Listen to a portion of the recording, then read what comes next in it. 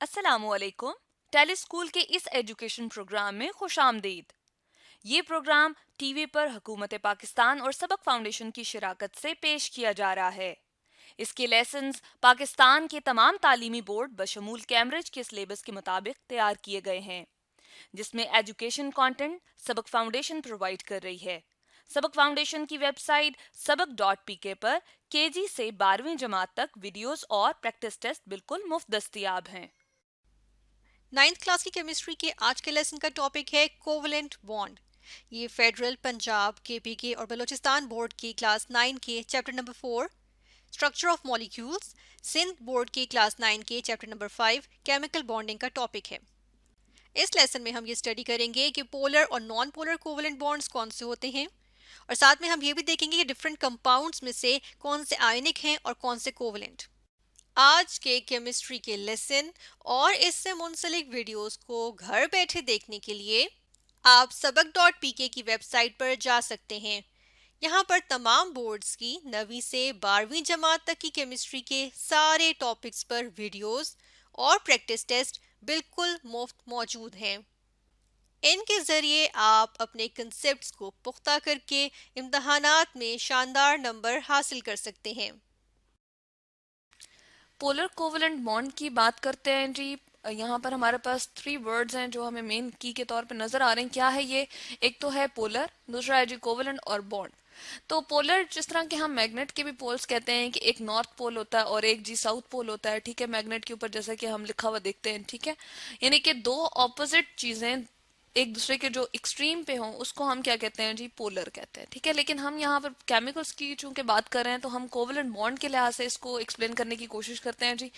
Covalent जैसे कि पहले भी हमने बताया था, को का मतलब क्या होता है जी? टू, ठीक है। और वैलेंट यानी कि उनके वैलेंस शेल से, जो वैलेंस आखिरी वाला उनका शेल होता है, उससे हमें क्या होता है जी? कंसर्न होता है। और हम क्या करते हैं कि दो एटम जो है वो आपस में क्या करते हैं, आखिरी वाले शेल में मौजूद इलेक्ट्रॉन की शेयरिंग से अपने दरमियान में एक राब्ता सा बना लेते हैं। उसको हम क्या कहते हैं जी? बॉन्ड कहते हैं, ठीक है, या इंटरेक्शन सी बना लेते हैं, ठीक है।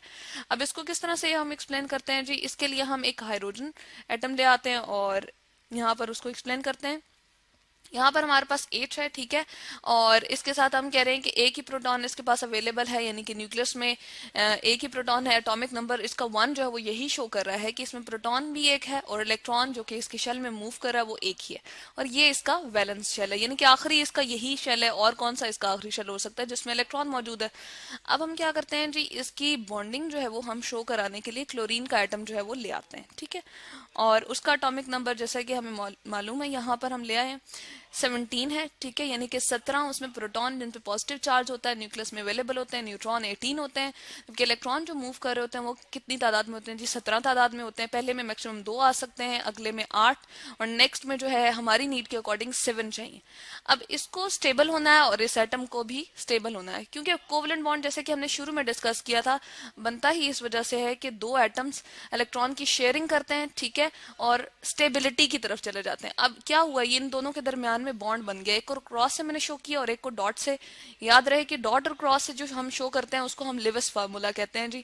और क्या होगा, ये इलेक्ट्रॉन हाइड्रोजन अपना अपने अंदर भी मूव कराएगा और क्लोरीन के अंदर भी। इसी तरह से क्लोरीन अपना इलेक्ट्रॉन इसके अपने अंदर भी मूव कराएगा और इसको भी देगा। तो अगर हम बाहर वाले शेल को, वैलेंस शेल को गिने तो इसके इलेक्ट्रॉन कितने बन रहे हैं जी? 1 2 3 4 5 6 7 और 8, क्योंकि अब हाइड्रोजन भी इसको दे रहा है, ठीक है। तो 8 इलेक्ट्रॉन जो है वो इसके पूरे हुए। ऑक्टेट का रूल इस पे एप्लीकेबल हो गया, यानी कि इसने फॉलो कर लिया, जो कि नोबल गैस की कॉन्फ़िगरेशन है। जो हमारे पास क्या होती हैं, स्टेबल होती हैं गैसेस, वो फर्दर किसी के साथ भी बॉन्ड नहीं बनाती हैं, ठीक है। तो एक रूल है जिसके लिए ये हमारे पास क्लोरीन अब बॉन्ड बनाने के बाद क्या हो गया जी? स्टेबल हो गया। अब हाइड्रोजन का भी चाहिए कि वो स्टेबल हो, उसको मैक्सिमम 2 इलेक्ट्रॉन चाहिए अपने आखिरी वाले शेल में, जो इसने क्या किया जी? क्लोरीन के साथ शेयरिंग करते हुए इसने अपने 2 इलेक्ट्रॉन को पूरा कर लिया। इस तरह से दोनों के दोनों जो है वो स्टेबल हो चुके हैं। अब हम बात कर रहे थे पोलर कोवलेंट की, तो वो क्या है जी? कि यहाँ पर प्रोटॉन को देखें वो 17 है, यहाँ पर प्रोटॉन जिसके ऊपर पॉजिटिव चार्ज है वो 1 है, यहाँ पे पॉजिटिव चार्ज हमारे पास 17 है, तो ज्यादा पॉजिटिव चार्ज क्लोरीन के पास हुआ। वो इसके एक इलेक्ट्रॉन को बहुत आसानी से अपनी तरफ खींच लेता है, ठीक है। तो इसके पास एबिलिटी ज्यादा है इलेक्ट्रॉन को अपनी तरफ खींचने की, तो इसको हम कहते हैं जी, ये क्या है? मोर इलेक्ट्रो नेगेटिव एटम है, ठीक है, इलेक्ट्रो यहाँ पर हम लिख देते हैं नेगेटिव, यानी कि प्रोटॉन की तादाद इसके पास ज्यादा, या इसके पास एबिलिटी जो है इलेक्ट्रॉन की दूसरे एटम जिसके साथ भी ये यहाँ पर हाइड्रोजन के साथ जुड़ा हुआ है, तो इसके साथ जो है वो इसके इलेक्ट्रॉन को अपनी तरफ ज्यादा ये क्या कर लेता है जी, खींच लेता है। किसी भी एटम की ये एबिलिटी कि उसके पास न्यूक्लियस में ज्यादा प्रोटॉन अवेलेबल है, वो दूसरे वाले एटम के इलेक्ट्रॉन को ज्यादा पुल कर सकता है अपनी तरफ, तो इसको हम कहते हैं जी वो एटम हमारे पास मोर इलेक्ट्रोनेगेटिव है, और इस एबिलिटी को इलेक्ट्रोनेगेटिविटी कहते हैं जी। और इसी वजह से इनके बॉन्ड में क्या आ जाती है जी, पोलैरिटी डेवलप हो जाती है। अब चूंकि ये अपनी तरफ ज्यादा इलेक्ट्रॉन को खींच रहा है, तो हम कहते हैं कि ये क्या हुआ, मोर इलेक्ट्रोनेगेटिव हुआ। और इसको यूजुअली हम शो किस तरह से करते हैं, पार्शियल नेगेटिव से, और इसको हम पार्शियल पॉजिटिव से शो कर देते हैं। ठीक है, अब ये जो मैंने पार्शियल का साइन लगाया, इसको सिग्मा भी बाज़ औक़ात कहते हैं, डेल्टा भी कहते हैं।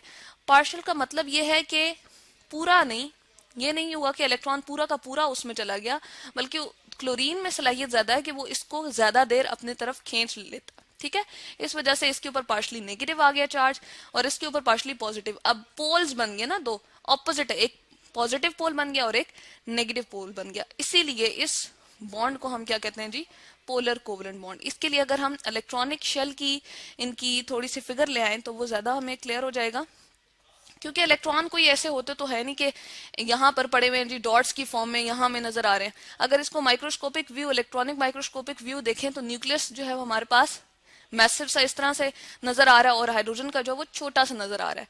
अब यहाँ से शो हो रहा है कि क्लोरीन ने इलेक्ट्रॉनिक क्लाउड अपनी तरफ ज्यादा किया हुआ है, उसका इलेक्ट्रॉनिक क्लाउड जो है वो ज्यादा है, तो हाइड्रोजन का जो इलेक्ट्रॉन था वो इसकी तरफ ज्यादा झुका हुआ है। ठीक है, इस वजह से इसके ऊपर पार्शली नेगेटिव चार्ज आ गया है और इसके ऊपर पार्शली पॉजिटिव चार्ज आ गया है, और इनके दरम्यान में जो बॉन्ड है उसको हम इस नतीजे पर क्या कह देते हैं जी, polar covalent bond.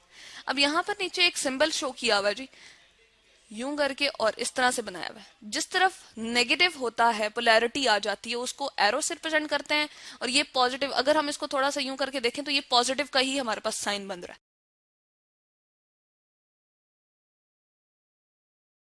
Non polar covalent bond की बात करते हैं जी। नॉन पोलर क्या है और ये बॉन्ड किस तरह से बनता है, इसके बारे में देखते हैं जी।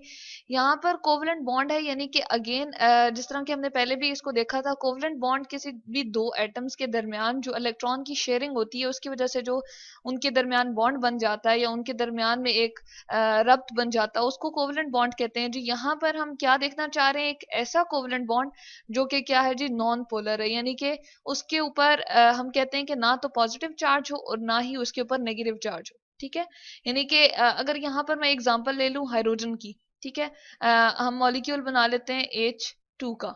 यहाँ पर मैंने लिखा जी H2, और हाइड्रोजन का एटॉमिक नंबर क्या होता है जी, 1, यानी कि उसके इलेक्ट्रॉन और प्रोटॉन की तादाद कितनी होती है, 1 होती है। प्रोटॉन उसमें एक है, और इलेक्ट्रॉन जो उसके न्यूक्लियस में होता है वो क्या होता है जी, सॉरी इलेक्ट्रॉन जो उसके शेल में मूव कर रहा होता है, ये इलेक्ट्रॉन मैंने डॉट से रिप्रेजेंट किया जी, वो भी एक है। जबकि अगर यहाँ पर मैं एक और हाइड्रोजन बना दूं, क्योंकि हमने क्या बनाना है, H2 का मॉलिक्यूल बनाना है, यहाँ पर मैंने उसका न्यूक्लियस बना दिया, तो प्रोटॉन एक है, यहाँ पर उसका जो है मैंने इलेक्ट्रॉन रिप्रेजेंट कर दिया। चले हम इसको क्रॉस से भी रिप्रेजेंट कर सकते हैं जी, ये हमने बना दिया, ये एक एटम का हमने क्या बना दिया है, क्रॉस से शो कर दिया इलेक्ट्रॉन, और एक का डॉट से। तो इन दोनों के दरमियान ये जो म्यूचुअल शेयरिंग हो जाएगी, ये जो मैंने ब्लॉक में बता दिया जी, इस तरह से भी हम लिख सकते हैं, इस तरह से भी बना सकते हैं, और इस तरह से भी हम बता सकते हैं कि एक शेल जो है वो दूसरे के साथ हम इस तरह से भी बना सकते हैं। चलो हम इसको बता देते हैं जी, कि दो हाइड्रोजन एटम में अगर इस तरह से बनाऊं और इसके न्यूक्लियस में बताऊं कि एक प्रोटॉन यहाँ अवेलेबल है और इस तरह से एक प्रोटॉन यहाँ अवेलेबल है, ये इसके न्यूक्लियस बना दिए, और ये क्रॉस मैंने इस वाले का इलेक्ट्रॉन शो किया, और ये डॉट इस वाले का। तो ये इस तरह से भी हम बनाए तभी बात ठीक है, और इस तरह से बनाए तभी बात ठीक है। ये दोनों रिप्रेजेंट करें कि इन दोनों के दरमियान क्या है जी, कोवलेंट बॉन्ड बन गया। ठीक है, अब क्या है कि एक ही प्रोटॉन यहाँ है और एक इलेक्ट्रॉन यहाँ पर इस वाले का मौजूद है, इसी तरह से एक प्रोटॉन यहाँ पर है और इसका एक इलेक्ट्रॉन मौजूद है, तो दोनों के ऊपर ऑपोजिट चार्ज होता है। प्रोटॉन के ऊपर जी पॉजिटिव चार्ज होता है, यहाँ पर मैं लिख देती हूँ पॉजिटिव, और इलेक्ट्रॉन के ऊपर नेगेटिव चार्ज होता है। इसी तरह से इस वाले इलेक्ट्रॉन के ऊपर भी नेगेटिव चार्ज है और इसके ऊपर क्या है जी, पॉजिटिव चार्ज है। अब ये प्रोटॉन इसके इलेक्ट्रॉन को खींच रहा है और ये वाला प्रोटॉन जो है वो इसके इलेक्ट्रॉन को अपनी तरफ अट्रैक्ट कर रहा है। अब इक्वली इनके दरमियान में अट्रैक्शन होगी और हम कहेंगे कि जो इलेक्ट्रॉनिक क्लाउड है या इलेक्ट्रॉन की जो हम कह सकते हैं कि जो हमें शो होना चाहिए इलेक्ट्रॉनिक क्लाउड, एक्चुअली जो इलेक्ट्रॉन्स होते हैं वो हमारे पास किसकी फॉर्म में होते हैं जी, वो मूव कर रहे होते हैं और इलेक्ट्रॉनिक क्लाउड की फॉर्म में होते हैं। तो उनके जो हम कह सकते हैं कि इक्वल डिस्ट्रीब्यूशन होती है उसकी यहाँ पर दरमियान में इसकी इक्वल डिस्ट्रीब्यूशन हो जाती है अगर हम यहाँ पर ये शो करें। तो मैं इस तरह से भी बता सकती हूँ जी कि अगर हाइड्रोजन हम इस तरह से लिख दें कि हमारे पास H2 है, यहाँ पर मैं इस तरह से भी लिख सकती हूँ। चले मैं यहाँ पर बना देती हूँ जी। यहाँ पर हमने लिखा H, इसी तरह से यहाँ पर मैंने लिखा H, ठीक है, और इन दोनों के दरमियान सिंगल कोवलेंट बॉन्ड है तो यहाँ पर मैंने एक सिंगल लाइन लगा दी है। अब इनके दरमियान में जो हम कह रहे हैं कि इलेक्ट्रॉनिक क्लाउड रहेगा वो क्या रहेगा, इसके दरमियान इक्वल डिस्ट्रीब्यूशन यहाँ पर रहेगी, ठीक है, इन दोनों के बिटवीन रहेगा यानी कि इन दोनों के दरमियान में रहेगा, ठीक है। तो हम कह सकते हैं कि इन दोनों के ऊपर ना तो किसी एक के ऊपर इलेक्ट्रॉन की ज्यादती होगी, इलेक्ट्रॉनिक चार्ज की ज्यादती हो गई है, ना किसी के ऊपर कमी हो गई है। तो हम कहते हैं कि दोनों के पास इक्वल चार्ज है यानी कि इलेक्ट्रॉन का जो क्लाउड है वो इक्वल है। तो इसलिए हम यहाँ पर ये जो मैंने डेल्टा का साइन रिप्रेजेंट किया जी एस बनाकर और यहाँ से मैंने इसको जोड़ दिया, इसको डेल्टा भी रिप्रेजेंट कर सकते हैं, कह सकते हैं। और यहाँ पर मुझे लिखना पड़ेगा डेल्टा जीरो यानी कि इसके ऊपर भी कोई चार्ज नहीं है और यहाँ पर मैं जीरो लिख देती हूँ कि इसके ऊपर भी कोई चार्ज नहीं है। अगर नेगेटिव चार्ज होता तो मुझे क्या लिखना पड़ता जी, इस तरह से करके और नेगेटिव, और यहाँ से अगर पॉजिटिव चार्ज को पार्शली पॉजिटिव चार्ज को यानी कि हल्का सा पॉजिटिव चार्ज या हल्का सा नेगेटिव चार्ज अगर किसी के ऊपर आ जाता है तो हमें लिखना पड़ता है यहाँ पर इस तरह से डेल्टा का साइन लगा के और नेगेटिव के उसके पास इलेक्ट्रॉनिक चार्ज की या इलेक्ट्रॉनिक क्लाउड की ज्यादती होगी, उसके पास इलेक्ट्रॉन ज्यादा देर के लिए आ रहा है। क्यों ऐसा होता है जी, उसके प्रोटॉन ज्यादा होते हैं न्यूक्लियस में जो कि उसको ज्यादा अपनी तरफ खींच रहे होते हैं, ज्यादा कुव्वत से खींच रहे होते हैं, इसलिए बाज औकात उनके पास जो है इलेक्ट्रॉनिक क्लाउड ज्यादा चला जाता है।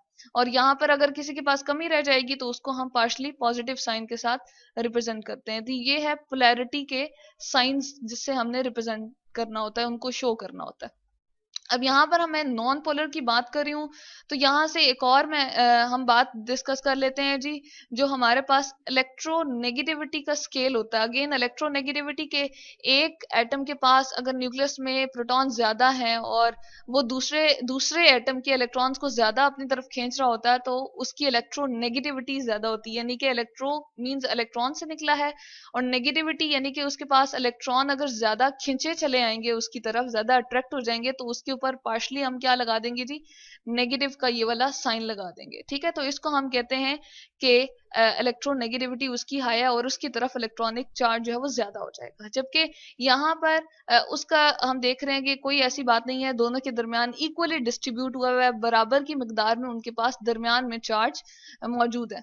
तो ये एक स्केल होता है जिसको इलेक्ट्रोनेगेटिविटी का स्केल कहते हैं। उसके मुताबिक जो हाइड्रोजन की वैल्यू निकलती है जी वो कितनी है, यहाँ पर मैं लिख देती हूँ 2 पॉइंट, यहाँ पर हमारे पास है जी 1, ठीक है, और यहाँ पर भी हमारे पास क्या है 2.1 ही है, दोनों की वैल्यूज हैं। अब हम क्या करते हैं, दोनों को माइनस करते हैं जी, हम इनका अगर डिफरेंस लें तो यहाँ पर मैं लिख देती हूँ, इनकी ये वैल्यूज मैंने लिखी है जी, इलेक्ट्रोनेगेटिविटी की वैल्यू ये भी लिखी और ये भी मैंने लिखी, डिफरेंस ऑफ इलेक्ट्रोनेगेटिव वैल्यूज के लिए मैं ई लिख रही हूँ जी, ई, और यहाँ पर मैंने डॉट लगा के एन लिख दिया है इलेक्ट्रोनेगेटिव वैल्यूज। तो जब हमने इसका डिफरेंस लिया है जी तो क्या आ जाएगा हमारे पास आंसर 0 आ जाएगा। किस तरह जी, यहाँ से हम देख लेते हैं,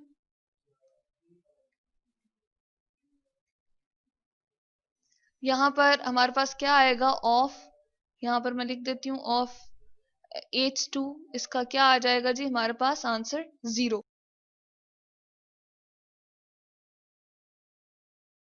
ऑक्सीजन के आउटर मोस्ट शेल की अगर हम बात करें तो ऑक्सीजन के आउटर मोस्ट शेल में 6 इलेक्ट्रॉन होते हैं। ऑक्सीजन ऑक्सीजन का एटॉमिक नंबर क्या है, 8 है। फर्स्ट शेल में 2 इलेक्ट्रॉन आते हैं, के जो शेल है, ठीक है, इसमें 2 इलेक्ट्रॉन आते हैं और एल में जो है मैक्सिमम 8 आ सकते हैं, मगर ऑक्सीजन के केस में यहाँ पे 6 इलेक्ट्रॉन आएंगे क्योंकि टोटल इसमें 8 इलेक्ट्रॉन है, तो हमने 8 इलेक्ट्रॉन यहाँ पे डिस्ट्रीब्यूट कर दिए शेल्स में। तो 6 इलेक्ट्रॉन है आउटर मोस्ट शेल में, तो इसको भी तो 2 इलेक्ट्रॉन चाहिए ताकि इसके आउटर मोस्ट शेल में 8 इलेक्ट्रॉन पूरे हों और ये स्टेबल हो जाए।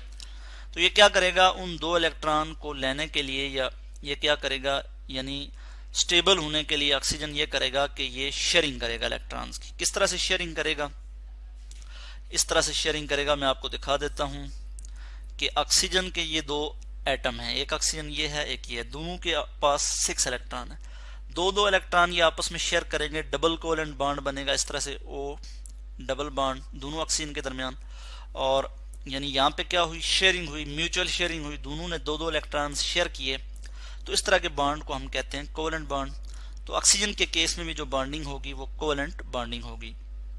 अगर मैं इसको रिप्रेजेंट कर लूँ CB से, यानी कोवेलेंट बॉन्ड, ठीक है, तो यहाँ पे मैं लिख सकता हूँ कि B का आंसर क्या है जी, कि ये भी कोवेलेंट बॉन्ड है।